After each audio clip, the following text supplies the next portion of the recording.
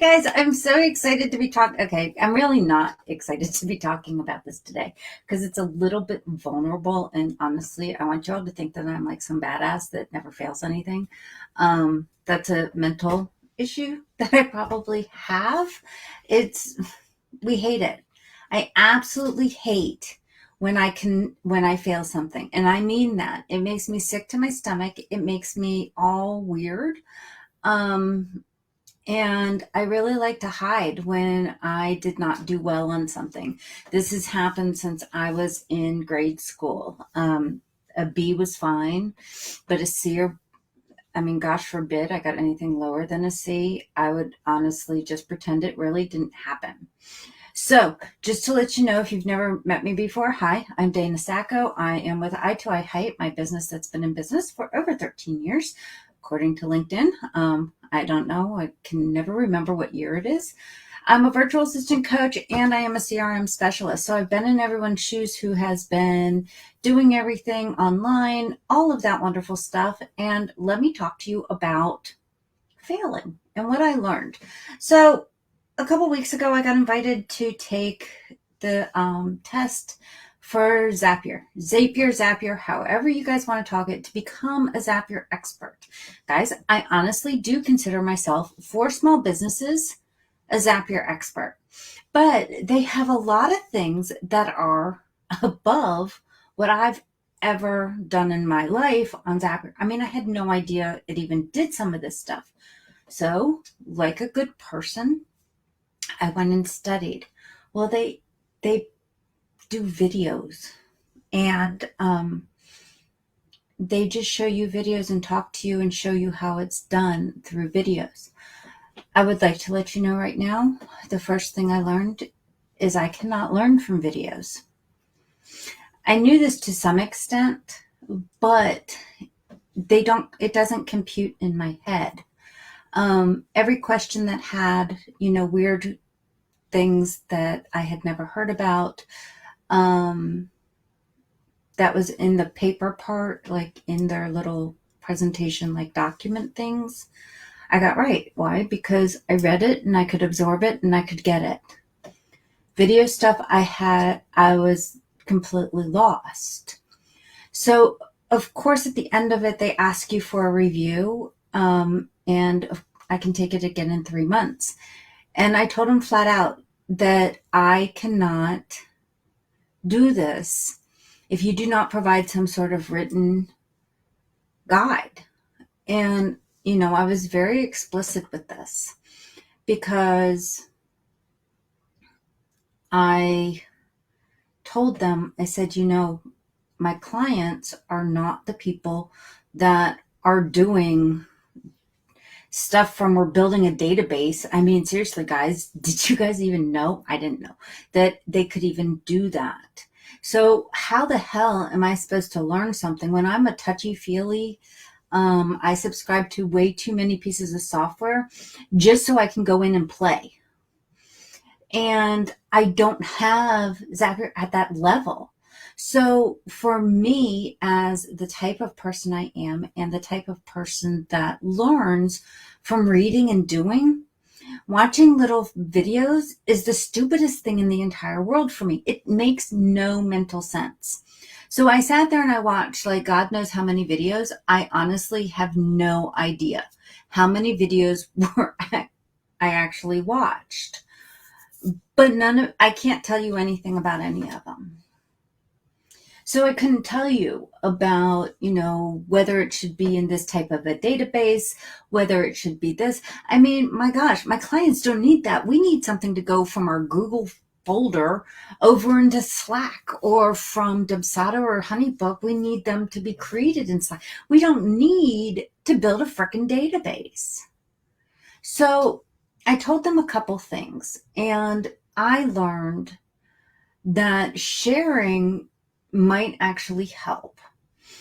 I learned that as I failed in the type of questions that I did not do well with, I was able to explain to them. I said, this is not how, honestly, most of the tech VAs that I know, this isn't how we learn.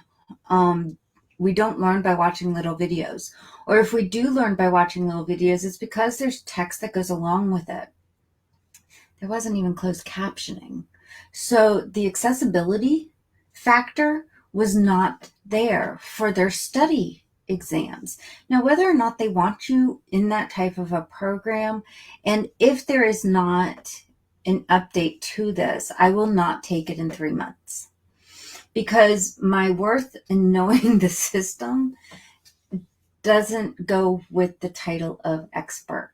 I consider myself, for you all, my small business people, an expert in this. We're not doing the things. You guys aren't at that level. My gosh, I haven't met anyone in my line of work where I've been building on Zapier for 3 years. I haven't met anyone that's at over the $20 a month level. I've never met anyone that's doing anything like that. I think it's kind of cool. I mean, it can do a whole hell of a lot of stuff that I never even knew about. But the difference is being able to do it and having that title can be two totally separate things.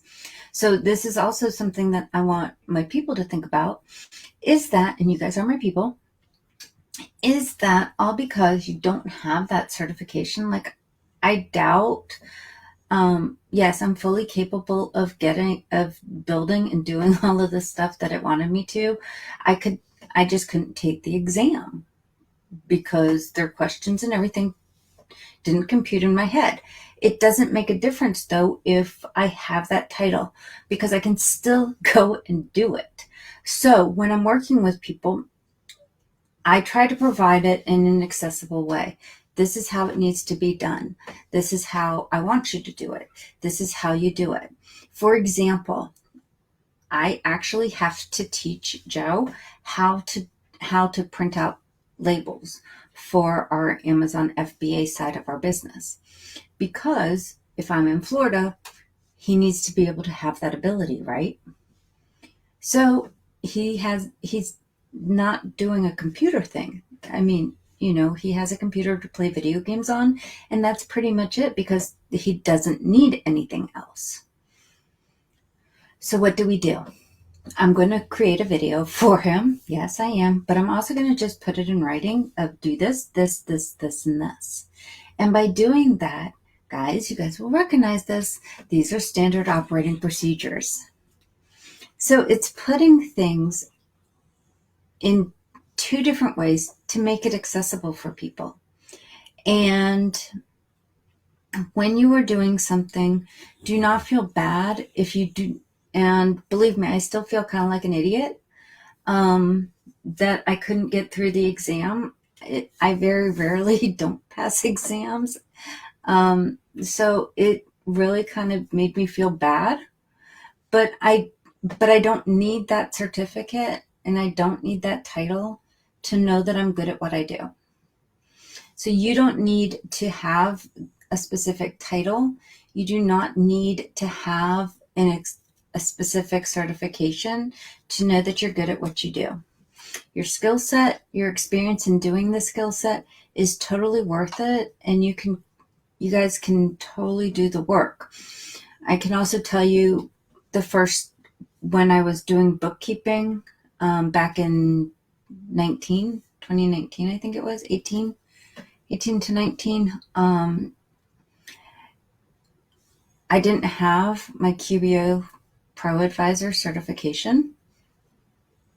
I have let it lapse. Doesn't mean that I don't know how to do bookkeeping, but I was almost fully booked out before I got that. And so it's knowing that you can do something. It's knowing that you can do it without that certification. So it is what I learned from actually failing and going through the process of failing. And that's so weird for me. It's weird for me to admit. I wish I could come here and say, yes, I passed, but no, I didn't. And I'm becoming okay with that, because I know that I still am an expert for small businesses using Zapier.